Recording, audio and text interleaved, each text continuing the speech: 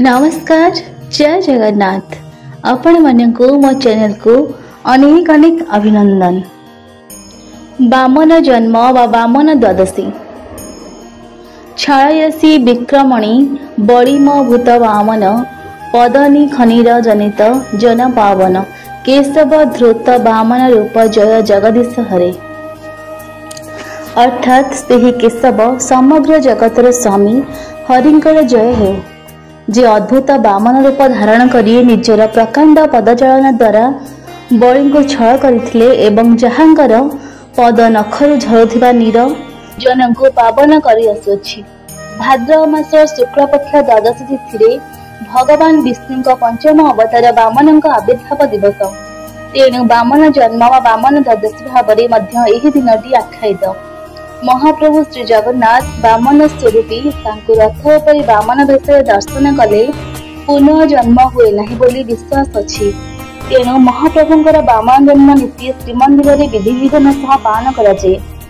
भाद्रव मास शुक्ल पक्ष द्वादशी तिथिर मध्याह्न समय प्रभु श्री जगन्नाथ वामन रूप में आविर्भाव हेबा नीति अनुष्ठित होइथाय। तांको वामन भाव में अभिहित कराଯାଇ ସେହି ତିଥିରେ ତାଙ୍କ जन्म नीति पालन କରାଯାଏ। ସେହିପରି ଭାବରେ महाप्रभुଙ୍କର ଶ୍ରୀରାମ जन्म नीति श्री कृष्ण जन्म नीति पालन କରାଯାଏ। ସେହିପରି ଭାବରେ ମଧ୍ୟ वामन द्वादशी महाप्रभुଙ୍କର वामन जन्म नीति पालन हुए। ଏହି दिन सकाळ धूप पूजा सरिया पर ठाकुर मानकर महास्नान और सर्वांग नीति सेवा पर पूर्व दिन अधिवास होइथिबा यज्ञ पवित्र लागि होइथाय। श्री विग्रह मानक कर्पूर लगी होई व्यस्त कर बढ़िया पर मध्याह्न धूप उठी थाए एवं जय विजय द्वारा बंद होई चंदन अर्गळे ठारे शुद्ध स्वर सेवक पंच मुरुजरे मंडल करिथांती। एहा परे तीन बाड़े ठाकुर मानकर वंदापना वरुण पूजा होइथाय। एहा परे मुदिरस्थ पति महापात्र ब्रह्म आचार्य वरण होई दक्षिण घर भोग सरिबा परे कृष्ण महाजन सेवकଙ୍କ द्वारा रत्न सिंहासन विजय होइथांती एवं सेठारे धंडी महाप्रसाद लागि होइथाय, जहा गोटे प्रकार स्वतंत्र प्रसाद। एहा पर देउळ बनिया जोगाइथिबा सुवर्ण वामन मूर्ति सर्वत्र भद्र मंडल उपरे विजय करिथांती।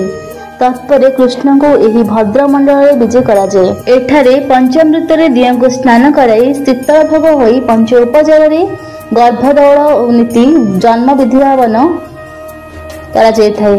एहा परे पारिया महस्वर क्षीर लहुणी मणही करने को पूजा पाठ को देथांती। एहा परे मुद्रस्थ प्रस्ताव लगी करिथांती। तत्परे महाजन सेवक दियंक हस्तरे विजय कराए जय विजय द्वारा निकट को जाइथांती। एठारे मार्कंडेश्वर साही लोक वामन मूर्ति पति जगाइथांती। तत्परे दियंको माजण मंडप खट उपर विजय करिथांती। एहा परे पति महापात्र भंडार घरु रूपा बटारे श्री दुर्गा को रत्न सिंहासन विजय करिथांती। सेही पूजा पंडा आज्ञामाଳ देला परे देवी दुर्गा माजणा मंडप को विजय करिथांती। एठारे पूजा पंडा वसुधरा यज्ञ पवित्र लागि करिथांती। एहा परे पानी पड़ी शीतल भोग पंक्ति बढ़ा होइथाय। दूध मणही करी मुदिरस्थ प्रसाद लागि करिया परे पूजा पंडा पंच उपचार भोग करिथांती। एहा परे प्रसाद उल्लगी होई कृष्ण दक्षिण घर को एवं श्री दुर्गा भंडार घर को बाहुड़ी थांती। संध्या धूप नीति सरिबा परे श्री श्रीमंदिर रे पारंपरिक भाव में इंद्र ध्वज पूजा अनुष्ठित होइथाय। भगवान सत्ययुग रे मत्स्य कश्यप वराह नृसिंह अवतार परे पंचम अवतार हिसाब रे प्रभु श्री वामन रूप रे धरा पृष्ठ अवतार रे होई जन्म ग्रहण करथिले। जुगे जुगे प्रभु सत्य धर्म न्यायर प्रतिष्ठा निमित्त धरा पृष्ठ रे अवतार नैछंती एवं सत्य जुग रे राक्षस राजा बळी थिले। महादानी मात्र सेही दान अत्यधिक हेबारे तांकर दर्प मध्य बढ़ी जाइथिला। तेणु तांकर दर्प को दलन करी उचित शिक्षा देवा निमित्त प्रभु पंचम अवतार रूप रे श्री वामनक रूप रे जन्म ग्रहण करथिले।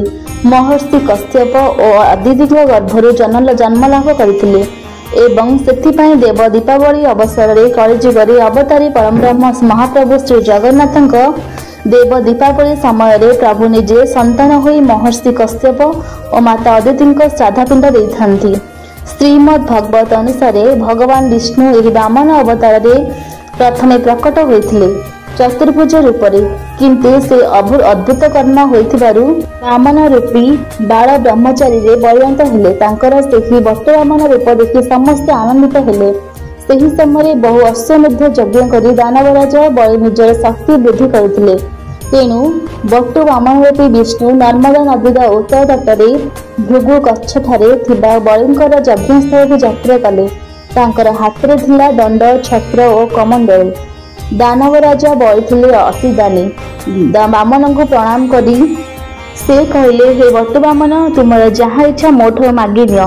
किंतु बटु वामन तांको मात्र 3 पाद भूमि मागिले। ताहा सुनी बलि कहले, हे ब्राह्मण पुत्र, तुमे वृद्धंक परी वाक्य कहूच, किंतु तुमर बुद्धि बालकोचित। हे अल्पबुद्धि बालक, तुमे निजर स्वार्थ बुझी पारुनाह। मु त्रिलोकर एकमात्र अधीश्वर। मु तुमको दीप पर दीपदान करिपारे, अथच तुमे तुच्छ 3 पाद भूमि मागिबा पर निर्बोध आचरण करुछ। ताहार उत्तर में वामनरूपी विष्णु कहले, हे राजा, जो व्यक्ति निजर इंद्रिय को जय करित नाही, 3 लोकरे जेते प्रियतम भोग्य वस्तु अच्छी से सब ताको संतुष्ट करने को सक्षम नुहंती। 3 पाद भूमि जे संतुष्ट नुहे, नुआ देश समेत एक दीप द्वारा से कदापि संतुष्ट हेब नाही, कारण से पुनर्बार सप्तदीप मागिबा को इच्छा करिब।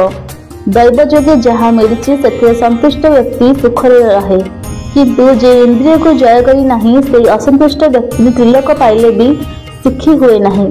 संसार चक्र घांटी होवार लक्षण हेउछि जेते धन और भोग लाभ कले मध्य असंतुष्ट रहिबा, किंतु मुक्तिर लक्षण हेउछि जहाँ किछि भी मिलुछि सेतिरे संतुष्ट हेबा। तुमे दाता मानक मध्य श्रेष्ठ, एणु मात्र 3 पाद भूमि मु तुमको मागुछि। बलि सेही दान देवा को सत्य करले परे बटु वामन रूपी विष्णु विराट आकार धारण कले। तांकर प्रथम पाद समग्र पृथ्वी को अधिकार कला, द्वितीय पाद स्वर्गलोक आच्छादित कला, तृतीय पाद पई आ स्थान नथिबारु बलि निजर मस्तक पातिदेले। भगवान तांकर मस्तक रे निजर तृतीय पाद थापिले, किंतु बलिंकर भक्ति और सत्यनिष्ठा भगवान विष्णु को संतुष्ट करथिला। से ब्रह्मा को कहले, हे ब्रह्मण, वंशर अभिमान व धर्मगर्भ गर्भ मंगलर अंतराय। किंतु बलि एहार ऊर्ध्वरे। मु तांको बहु छलपूर्ण धर्म कथा कहली, किंतु सत्यवादी बलि निजर सत्य और धर्म त्याग कले नाही। तेणु मु तांको एपरि एक स्थान देउछि जहाँ देवता मानक भी दुष्प्राप्य। श्रावणी मन्वंतर से स्वर्गर अधिपति इंद्र हेबे। जे पर्यंत से देवदुर्लभ सूर्यलोक बास करिवे, एहा फଳରେ बलि जाई देवता मानक काम्य सुतल लोक बास कले।